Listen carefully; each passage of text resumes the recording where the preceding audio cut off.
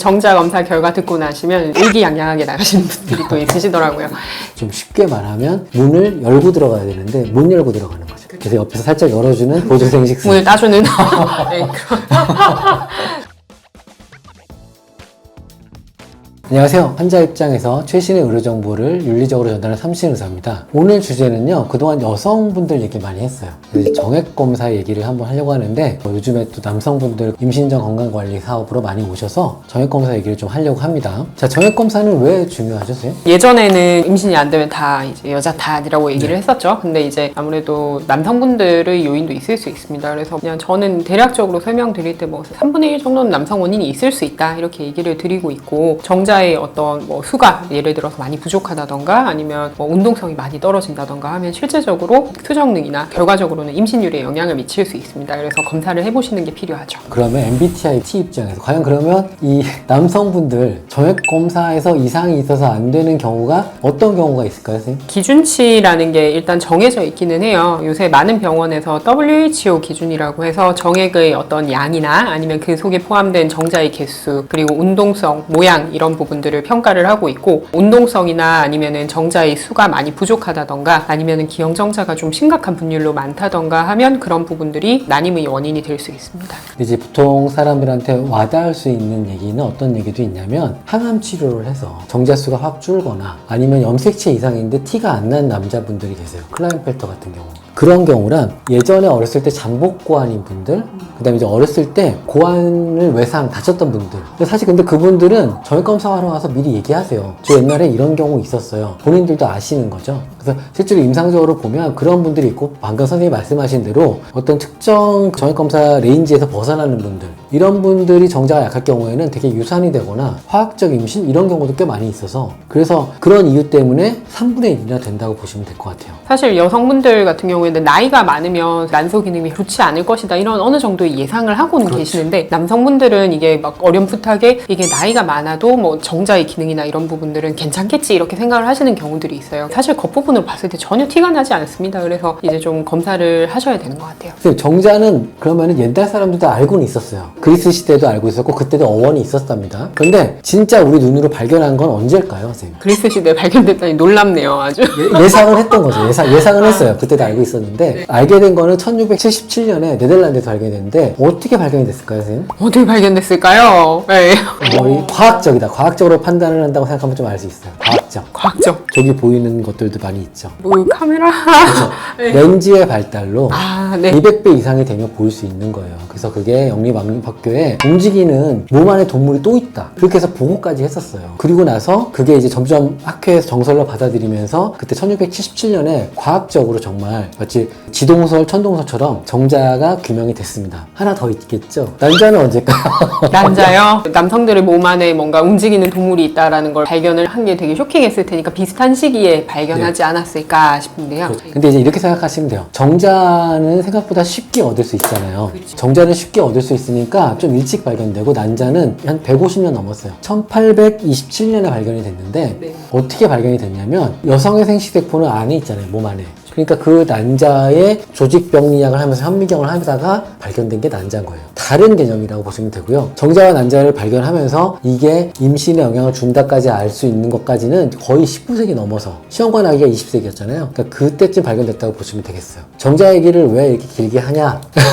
또 하나 질문이 있죠. 난자는 이렇게 한 달에 한 번 배란이 되잖아요. 그러면 이번에 나가는 정자는 언제 만들어진 걸까요, 선생님? 한 3개월쯤 얘기를 드리죠. 저희가 보통 임신 시도할 때 3개월쯤 전부터 금년, 금주, 몸 관리 이런 부분들 얘기 드리는 이유가, 아기를 가지기 위해서 남성분들이 어떤 노력을 시작하신다면 그 노력에 따른 결과가 나는 게 정자 형태 검사를 했을 때 변화까지 걸리는 그 시간이 한 3개월 정도 된다 말씀드립니다. 환자분들이 정액 검사하러 오시면, 오늘 컨디션이 안 좋아요, 아니면 뭐 최근에 관계를 했어요, 이런 게 정액 검사 영향을 줄까요, 선생님? 금욕기간은 관계를 좀 가질 수 있죠. 왜냐하면 금욕기간을 기본적으로 모든 아마 병원에서 3, 4일 정도로 조절을 하고 온 곳이라 말씀을 말씀을 드릴 텐데 금욕 기간이 길어지면 이제 정자의 개수 자체는 좀 많아지는데 운동성이라든지 이런 부분들은 좀 별로 좋아지지는 않습니다. 오히려 안 좋아지는 경우가 많고 금욕 기간이 너무 긴 상태로 와서 검사를 하셨을 때는 일단은 정자 검사 결과가 안 좋게 나올 수가 있고 임신 시도나 이런 부분들을 또 너무 금욕 기간을 길게 잡고 하셨을 때는 오히려 임신율이 떨어질 수가 있어요. 그렇죠. 실제로 저희가 요즘에 검사를 해보면 한 100명이 오신다고 보면 그 중에 정상인 분들은 의외로 20명 정도밖에 안 되세요. 더 재밌는 건 이 젊으신 분들도 그래요. 젊으신 분들도 의외로 밀도도 적고 양도 적은 경우가 꽤 많아요. 또 최근에 또 한 부정자증도 많이 나오셔가지고 이 겉으로만 봐서 알 수 없다. 그러니까 결혼을 준비할 때 또는 결혼 후에 한 번 정도 먼저 체크해보는 것도 필요하다. 이렇게 설명을 드립니다. 자, 그럼 이제 검사를 하러 오셨어요. 남편분들 검사를 하시면 희비가 엇갈려요. 정상이신 분들은 아주 마음을 편하게 갖고 나가시는데 이 정상이신 분들한테는 어떻게 임신을 시도하라고 말씀을 드릴까요? 정자 검사 결과 듣고 나시면 의기양양하게 나가시는 분들이 또 있으시더라고요.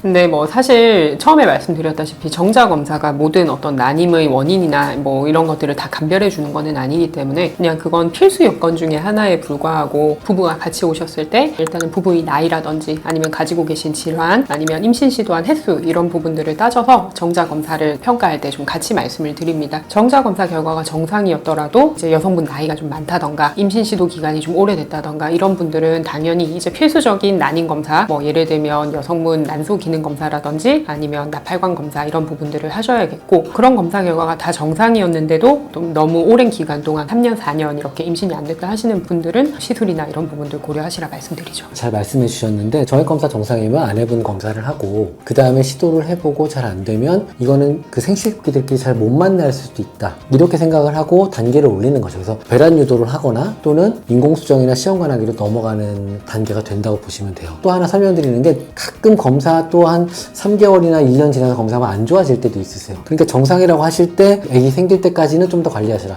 이렇게 설명을 드리죠. 저희 검사 항목을 여러 가지 얘기해 주셨는데요. 숫자양, 운동성 봤는데 운동성이 좀 많이 중요하기도 해요. 운동성이 약하다는 게 어떤 의미인가요, 선생님? 굉장히 중요한 항목이 아닌가 싶은데요. 결국엔 정상정자는 올챙이 모양으로 생겨서 부부관계를 통해서 질내에 삽입이 됐을 때 자궁 경부 그 점액을 뚫고 들어가서 그 안쪽을 지나가서 이제 나팔관 안쪽까지 이제 난자가 있는 부분까지 헤엄쳐 들어간 다음 그 난자벽을 뚫고 들어가서 수정을 일으키는 그 과정까지 운동성이 관여를 합니다. 그래서 운동성이 좀 많이 떨어질 경우에는 아무래도 그런 난자까지 헤엄쳐가는 능력이나 아니면 난자벽을 뭐 뚫고 들어가거나 이런 부분들이 좀 저해가 될 수는 있죠. 실제로 관계 후에 정자가 난자에 도달할 때까지 걸리는 시간 운동성이 좋을 경우 5분도 안 걸린다고 그래요.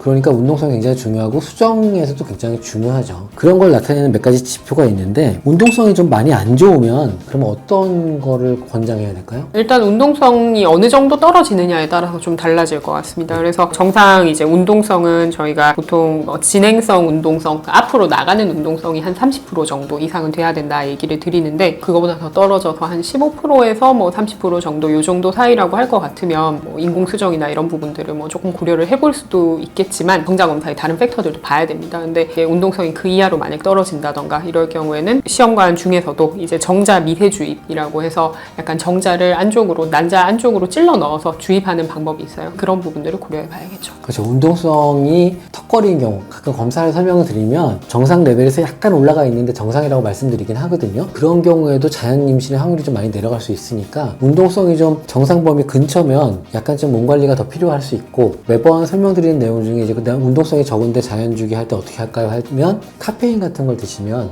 운동성이 약간 좀 촉진될 때 있다. 이렇게 설명을 드리긴 하죠. 그래서 운동성 얘기만 하면 그냥 좀 뜬구름 잡는 얘기일 수도 있는데 운동성을 가장 극단적으로 꼭 필요하다, 중요하다고 설명할 만한 내용이 어떤 내용이 있을까요? 운동성이 좀 나쁜 경우에 이제 운이 좋아서 난자까지 헤엄을 쳐서 간다라고 해도 꼬리의 기능이 많이 떨어진다던가 이러면 난자 벽을 뚫고 들어가서 수정시킬 수 있는 능력 자체가 좀 떨어질 수 있습니다. 그럴 경우에는 미세 수정이라고 해서 찔러 넣어서 인위적으로 수정을 시키는 그런 방법을 통해 이제 임신율을 좀 더 상승시킬 수 있죠. 좀 쉽게 말하면 문을 열고 들어가야 되는데 못 열고 들어가는 거예요. 거죠. 그래서 옆에서 살짝 열어주는 보조생식 문을 따주는 네, 그러면 좀 더 쉽게 들어가서 수정이 잘 되는 그런 현상이 생겨요. 자, 그럼 정자가 얘기를 했어요. 문을 따줘서 정자가 들어갔어요. 난자 안으로. 그럼 수정이 되나요, 선생님? 예, 수정이 되긴 되는데 정상적으로 수정이 이루어지는지는 저희가 현미경이나 이런 부분들로 다음 날에 핵이 2개가 생겼는지 뭐 이런 부분들 계속 추적 관찰을 해야 하죠. 운동성이 약하거나 기형정자가 많을 때는 시험관하기를 하면 좋은 정자를 넣어주면 정자가 안에서 그 난자에서 분비하는 어떤 화학 물질로 인해서 정자가 잘 해결이 돼요. 껍질이 벗겨지면서 핵끼리 만나는 그 생명이 만들어지는 일이 생기기 때문에 운동성이 약한 경우도 시험관하기를 고민해야 되나 이런 고민을 한다는 얘기를 설명드리는 겁니다.